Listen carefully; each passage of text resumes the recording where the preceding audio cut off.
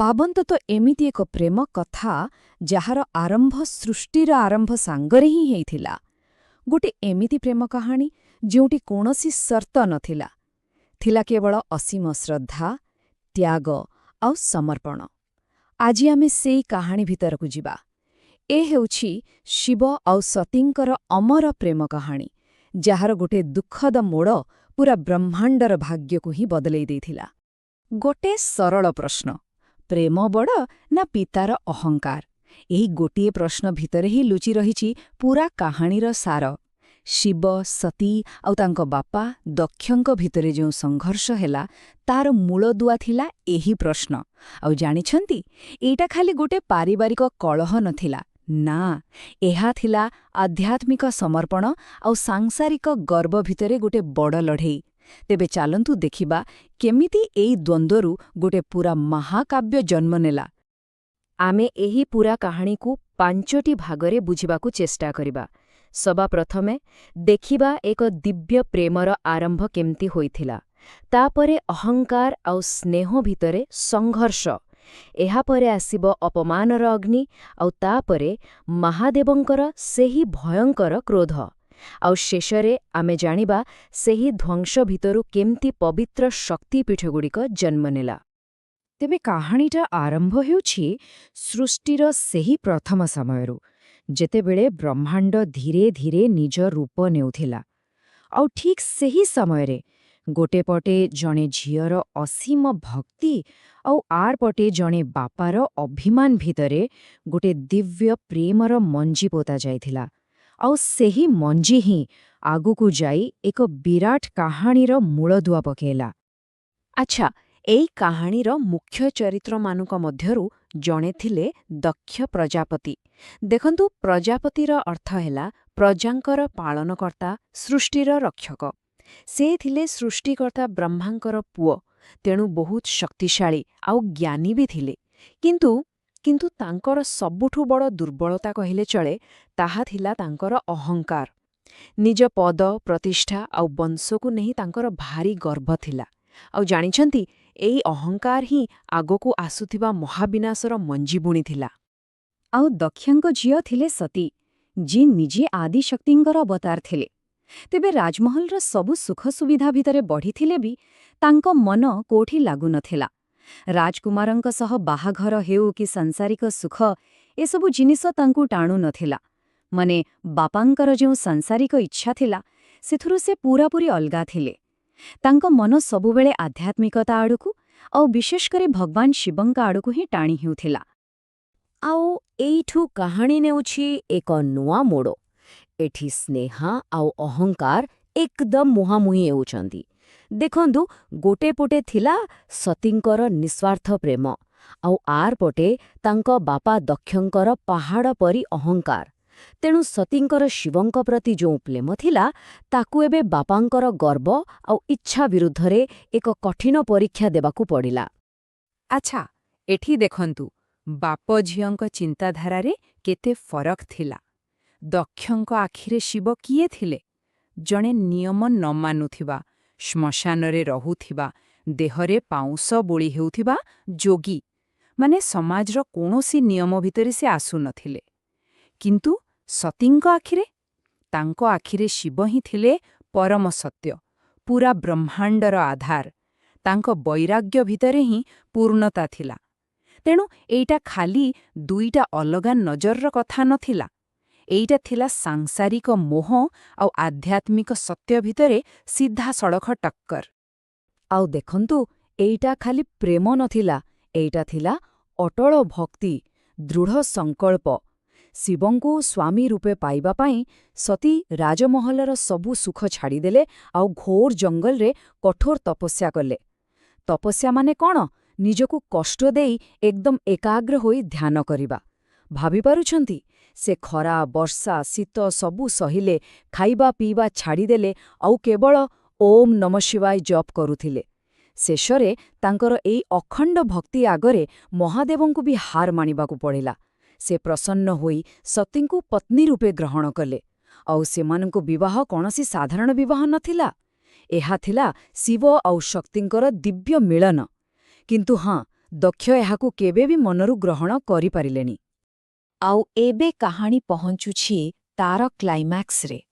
ଦକ୍ଷଙ୍କର ସେହି ବିରାଟ ଯଜ୍ଞ, ଆଉ ସେଥିରେ ଯୋଗ ଦେବା ପାଇଁ ସତୀଙ୍କର ସେଇ ଗୋଟିଏ ଭୁଲ ନିଷ୍ପତ୍ତି। ବାସ୍ ଏଇଠୁ ହିଁ ପୂରା କାହାଣୀର ମୋଡ଼ ବଦଳିଗଲା। ଏଇଟା ଥିଲା ସେଇ ମୁହୂର୍ତ୍ତ ଯୋଉଠି ଗୋଟେ ଛୋଟ ଆଶାକୁ ଗୋଟେ ଭୟଙ୍କର ଅପମାନର ସାମ୍ନା କରିବାକୁ ପଡ଼ିଲା। ତେବେ ହେଲା କ'ଣ? ଦକ୍ଷ ଗୋଟେ ବହୁତ ବଡ଼ ଯଜ୍ଞର ଆୟୋଜନ କଲେ। ଯଜ୍ଞ ମାନେ ତ ଆମେ ଜାଣିଛେ ପବିତ୍ର ଅଗ୍ନିକୁ ସାକ୍ଷୀ ରଖି ଦେବତାଙ୍କୁ ଆବାହନ କରାଯାଏ। ତେଣୁ ସବୁ ଦେବତା, ଋଷି, ରାଜା ସମସ୍ତଙ୍କୁ ଡକାଗଲା। କିନ୍ତୁ ଏଇଟା ଖାଲି ଗୋଟେ ଧାର୍ମିକ କାମ ନଥିଲା, ଏଇଟା ଥିଲା ଦକ୍ଷଙ୍କର ଅହଙ୍କାରର ପ୍ରଦର୍ଶନ। ଆଉ ଏଇ ପୁରା ପ୍ରଦର୍ଶନର ମୂଳ ଉଦ୍ଦେଶ୍ୟ ଥିଲା ମାତ୍ର ଗୋଟିଏ, ନିଜ ଜ୍ୱାଇଁ ମହାଦେବ ଶିବଙ୍କୁ ସମସ୍ତଙ୍କ ସାମ୍ନାରେ ଅପମାନିତ କରିବା। ଆଉ ଯେତେବେଳେ ସତୀ ନିଜ ବାପଘର ଯଜ୍ଞକୁ ଯିବାକୁ ଇଚ୍ଛା କଲେ, ଶିବ ତାଙ୍କୁ ମନା କଲେ। ସେ ତ ଅନ୍ତର୍ଯ୍ୟାମୀ, ତାଙ୍କୁ ଆଗକୁ କ'ଣ ହବ ସବୁ ଜଣାଥିଲା। ସେ ବହୁତ ଶାନ୍ତ ଭାବରେ ସତୀଙ୍କୁ ବୁଝେଇଲେ, କହିଲେ ଯେଉଁଠି ସମ୍ମାନ ନାହିଁ ସେଠିକି ଯିବା ଠିକ୍ ନୁହେଁ। ଏକ ପ୍ରକାରେ ଆଗକୁ ଆସୁଥିବା ବିପଦର ସୂଚନା ଦେଇଥିଲେ। କିନ୍ତୁ ସତୀଙ୍କ ମନରେ କୋଉଠି ନା କୋଉଠି ଗୋଟେ ଛୋଟ ଆଶା ଥିଲା ଯେ ବୋଧହୁଏ ତାଙ୍କ ସ୍ନେହ ଆଗରେ ବାପାଙ୍କର ରାଗ ଶାନ୍ତ ହେଇଯିବ। ହେଲେ ସେମିତି କିଛି ବି ହେଲାନି। ସବୁ ଆଶା ଭାଙ୍ଗି ଚୁରମାର ହେଇଗଲା। ସତୀ ଯେତେବେଳେ ସ୍ନେହର ଆଶା ନେଇ ବାପାଙ୍କ ଯଜ୍ଞରେ ପହଞ୍ଚିଲେ, ସ୍ୱାଗତ ତ ଦୂରର କଥା, ତାଙ୍କୁ ମିଳିଲା କେବଳ ଘୃଣା ଆଉ ଅପମାନ। ଦକ୍ଷ ଖାଲି ଶିବଙ୍କୁ ଗାଡ଼ି ଦେଲେନି, ନିଜ ଝିଅକୁ ବି ସମସ୍ତଙ୍କ ସାମ୍ନାରେ ଅପମାନିତ କଲେ। ଆଉ ତାଙ୍କର ସେ କଥାଗୁଡ଼ିକ, ସେଗୁଡ଼ିକ ଖାଲି ଶବ୍ଦ ନଥିଲା, ସେଗୁଡ଼ିକ ଥିଲା ବିଷଭରା ତୀର, ଯାହା ସିଧା ଯାଇ ସତୀଙ୍କ ହୃଦୟକୁ ବିଦ୍ଧ କରିଦେଲା। ଆଉ ନିଜ ସ୍ୱାମୀଙ୍କର ଏ ଅପମାନକୁ ସତୀ ଆଉ ସହିପାରିଲେନି। ସେ ଗୋଟେ ଚରମ ନିଷ୍ପତ୍ତି ନେଲେ। ସେ ଭାବିଲେ, ଯେଉଁ ବାପାଙ୍କଠୁ ଏ ଶରୀର ମିଳିଛି, ସେଇ ବାପାଙ୍କର ଅହଙ୍କାର ପାଇଁ ଆଜି ମୋ ସ୍ୱାମୀ ଅପମାନିତ। ତେଣୁ ଏ ଶରୀର ରଖି ଲାଭ କ'ଣ? ସେ ସେଇଠି ନିଜ ଯୋଗ ଶକ୍ତି ବଳରେ ଯୋଗାଗ୍ନି ସୃଷ୍ଟି କଲେ। ଆଉ ଯେଉଁ ଯଜ୍ଞ ତାଙ୍କ ପ୍ରେମକୁ ଅପମାନ ଦେବା ପାଇଁ ହେଉଥିଲା, ସେଇ ଯଜ୍ଞର ଅଗ୍ନିରେ ନିଜକୁ ଆହୁତି ଦେଇଦେଲେ। ସତୀଙ୍କ ଆତ୍ମଦାହର ଖବର ଯେମିତି କୈଳାସରେ ପହଞ୍ଚିଲା, ବାସ୍ ପୂରା ବ୍ରହ୍ମାଣ୍ଡ ଯେମିତି କିଛି ସମୟ ପାଇଁ ଥମିଗଲା। ସବୁବେଳେ ଧ୍ୟାନରେ ଥିବା ଶାନ୍ତ ଶିବଙ୍କର ତୃତୀୟ ନେତ୍ର ଖୋଲିଗଲା। ତାଙ୍କ ଭିତରର ଅସୀମ ଦୁଃଖ ଏକ ଭୟଙ୍କର ପ୍ରଳୟଙ୍କାରୀ କ୍ରୋଧରେ ବଦଳିଗଲା। ଏମିତି କ୍ରୋଧ ଯାହା ସବୁକିଛି ଧ୍ୱଂସ କରିଦେବା ପାଇଁ ପ୍ରସ୍ତୁତ ଥିଲା। ଏମିତି କ୍ରୋଧ ଯାହା ସୃଷ୍ଟିର ନିୟମକୁ ବି ବଦଳେଇ ଦେବାର ଶକ୍ତି ରଖୁଥିଲା। ଆଉ ଯେତେବେଳେ ଶିବଙ୍କ ପାଖରେ ଖବର ପହଞ୍ଚିଲା, ତାଙ୍କ ଦୁଃଖ ଏମିତି ଏକ କ୍ରୋଧର ରୂପ ନେଲା ଯେ ପୂରା ବ୍ରହ୍ମାଣ୍ଡ ଥରି ଉଠିଲା।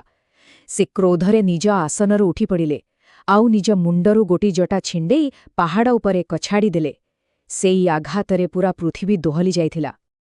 ଆଉ ସେଇ ଜଟାରୁ ଜନ୍ମ ନେଲେ ମହାଭୟଙ୍କର ବୀରଭଦ୍ର। ସେ ଖାଲି ଜଣେ ଯୋଦ୍ଧା ନଥିଲେ, ସେ ଥିଲେ ନିଜେ ଶିବଙ୍କ କ୍ରୋଧର ଜୀବନ୍ତ ରୂପ। ହଜାର ହାତରେ ଅସ୍ତ୍ର ଧରି ବୀରଭଦ୍ର ସିଧା ପହଞ୍ଚିଲେ ଦକ୍ଷଙ୍କ ଯଜ୍ଞରେ।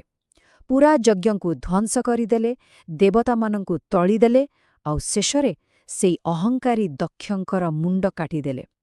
ଅହଙ୍କାର ଆଉ ଅପମାନର ପରିଣାମ ଥିଲା ଏଇ ସମ୍ପୂର୍ଣ୍ଣ ବିନାଶ। ହେଲେ କାହାଣୀ ଏଇଠି ସରିନଥିଲା। ଏଇ ଯୋଉ ମହାବିନାଶ ହେଲା, ସେଇ ଦୁଃଖ ଆଉ ଧ୍ୱଂସର ଭଗ୍ନାବଶେଷରୁ ହିଁ ଏକ ନୂଆ ପବିତ୍ର କାହାଣୀର ଆରମ୍ଭ ହେବାକୁ ଯାଉଥିଲା। ଗୋଟେ ଏମିତି କାହାଣୀ ଯାହା ମୃତ୍ୟୁରୁ ଅମରତ୍ୱର ପ୍ରତୀକ ହେବ।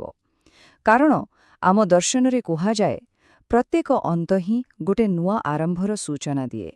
ଟିକେ ସେ ଦୃଶ୍ୟକୁ କଳ୍ପନା କରନ୍ତୁ ତ, ଶିବ ସେ ଧ୍ୱଂସ ହୋଇଯାଇଥିବା ଯଜ୍ଞସ୍ଥଳରେ ପହଞ୍ଚୁଛନ୍ତି, ସତୀଙ୍କର ଅର୍ଦ୍ଧଦଗ୍ଧ ଶରୀରକୁ ନିଜ କାନ୍ଧରେ ପକାଉଛନ୍ତି, ଆଉ ଅସହ୍ୟ ଦୁଃଖରେ ପାଗଳଙ୍କ ପରି ପୂରା ବ୍ରହ୍ମାଣ୍ଡରେ ବୁଲୁଛନ୍ତି।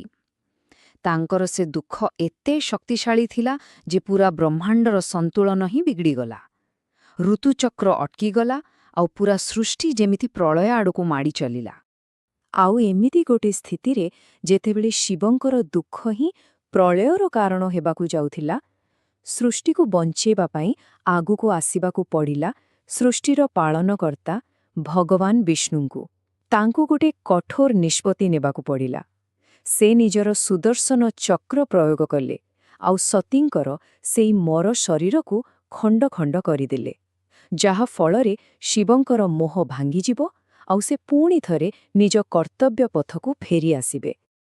ଆଉ ଏଇଠୁ ହିଁ, ଏଇ ମହାନ ଦୁଃଖରୁ ହିଁ ଜନ୍ମନେଲା 51ଟି ମହାପବିତ୍ର ଶକ୍ତିପୀଠ। ପୃଥିବୀର ଯେଉଁ ଯେଉଁ ଜାଗାରେ ଦେବୀ ସତୀଙ୍କର ଶରୀରର ଅଂଶ ପଡ଼ିଲା, ସେଇ ସବୁ ଜାଗା ଶକ୍ତିର ଅସୀମ ଉତ୍ସ ହେଇଗଲା। ଆଉ ସେଇ ଦିନଠୁ ଆଜି ପର୍ଯ୍ୟନ୍ତ ଏଇ ସ୍ଥାନଗୁଡ଼ିକ ନାରୀ ଶକ୍ତିର ସବୁଠୁ ବଡ଼ ପୂଜାସ୍ଥଳୀ ଭାବରେ ପରିଗଣିତ ହେଉଛି। ଏଇଥିରୁ ଗୋଟେ କଥା ସ୍ପଷ୍ଟ ହୁଏ ଯେ ପ୍ରେମ ଆଉ ତ୍ୟାଗ କେବେ ବି ବେକାର ଯାଏନା, ତାହା ଏକ ନୂଆ ପବିତ୍ର ରୂପ ନେଇ ଫେରିଆସେ। ବହୁତ ସୁନ୍ଦର କଥାଟି ଅଛି, ଯେଉଁ ଅଗ୍ନି ତାଙ୍କ ପ୍ରେମର ପରୀକ୍ଷା ନେଇଥିଲା, ସେଇ ଅଗ୍ନିରୁ ହିଁ ଏକ ନୂଆ କାହାଣୀର ଆରମ୍ଭ ହେବାର ଥିଲା। କାରଣ ବିନାଶ ହିଁ ତ ସୃଷ୍ଟିର ମୂଳଦୁଆ। ତେଣୁ ସତୀଙ୍କର ଏଇ ମୃତ୍ୟୁ ପ୍ରକୃତରେ ଗୋଟେ ଅନ୍ତ ନଥିଲା, ଏହା ଥିଲା ଏକ ନୂଆ ଆରମ୍ଭର ସଂକେତ, ହିମାଳୟଙ୍କ ଝିଅ ପାର୍ବତୀ ରୂପରେ ତାଙ୍କର ପୁନର୍ଜନ୍ମର ସଂକେତ।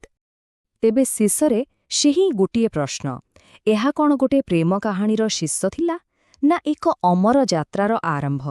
କାରଣ ଦେବୀ ସତୀ ପୁଣି ପାର୍ବତୀ ରୂପରେ ଜନ୍ମ ନେଲେ ଆଉ ଶିବଙ୍କୁ ପୁଣି ଥରେ ପାଇବା ପାଇଁ କଠୋର ତପସ୍ୟା କଲେ, ଯାହା ଏକ ନୂଆ ଅଧ୍ୟାୟର ଆରମ୍ଭ କଲା। ଆଉ ଏଇଥିରୁ ହିଁ ପ୍ରମାଣିତ ହୁଏ ଯେ ଏଇ ଦିବ୍ୟ ପ୍ରେମର କୌଣସି ଅନ୍ତ ନାହିଁ, ଏହା ଚିରନ୍ତନ ଆଉ ଏହାର ଯାତ୍ରା ଯୁଗ ଯୁଗ ଧରି ଚାଲିଥାଏ।